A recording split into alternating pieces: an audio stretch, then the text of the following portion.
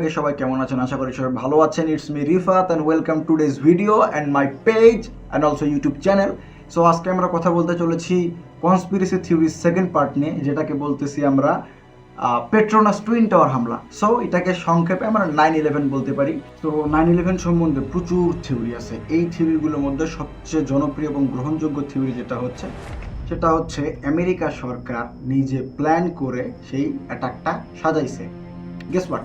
So এখন আপনারা ভিডিওতে যেটা দেখতে পাচ্ছেন এটা হচ্ছে পেট্রোনাস টুইন টাওয়ারে প্লেন ক্র্যাশিংয়ের দৃশ্য। সো কয়েকটা পয়েন্ট অফ ভিউতে যদি আমরা কথাগুলো চিন্তা করি, সাধারণত ওই দুইটা যে প্লেন ছিল সেই প্লেনগুলো ছিল কমার্শিয়াল প্লেন। সুতরাং ওই সমস্ত প্লেনগুলোর যত হাইটে ওড়ার কথা ওটা কিন্তু অতটা হাইটে উড়তেছিল না।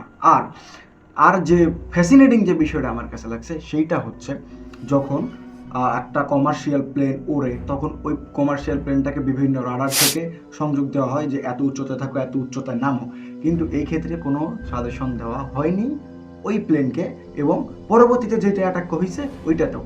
সো দেখা যাচ্ছে দুই পাশে যখন একটার পর একটা প্লেন ক্র্যাশ করছে, প্রথমে এই পাশ থেকে করছে তারপর ওই পাশ থেকে, দেন যে কাহিনীটা হয় ওইখানে যে প্রত্যক্ষদর্শীরা ছিল, সো আমি এই ভিডিওটা দিচ্ছি না এই জায়গাতে, ওইখানে যে প্রত্যক্ষদর্শীরা ছিল তারা বলতেছে বিল্ডিংয়ের ভিতরে টিএনটি ছিল। টিএনটি মানে হচ্ছে বোম।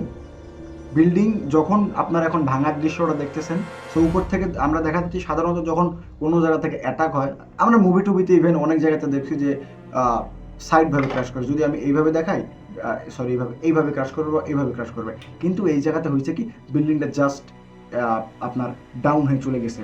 এই ডাউন হয়ে চলে মানে এই ডাউনটা কখন হয়?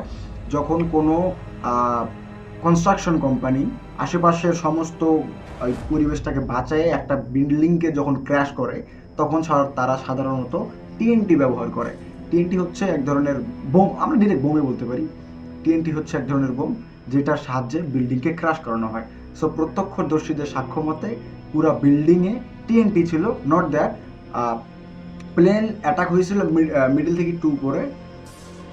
যদি আরও ক্লারিফাই করে বলে উপর থেকে মানে কিছুটা ফ্লোর নিচে আর কি ক্র্যাশ হয়েছিল। তো যারা প্রত্যক্ষদর্শী ছিল, ইভেন অনেকজন বেঁচে গেছে ওই জায়গা থেকে, যারা বলছে বিল্ডিংটা যখন ক্র্যাশ করে তো বিল্ডিংটা জাস্ট ভার্টিকুলারলি নিচে নেমে আসে।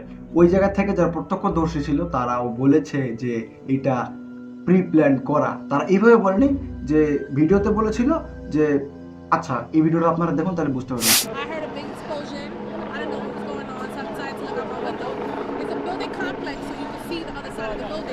It started running to smoke. My neighbors came banging on my door telling me to get out. I guess it was evacuated the building, and I couldn't get out. তারা বলতেছে এখানে যে ভিতরে টিএনটি ছিল।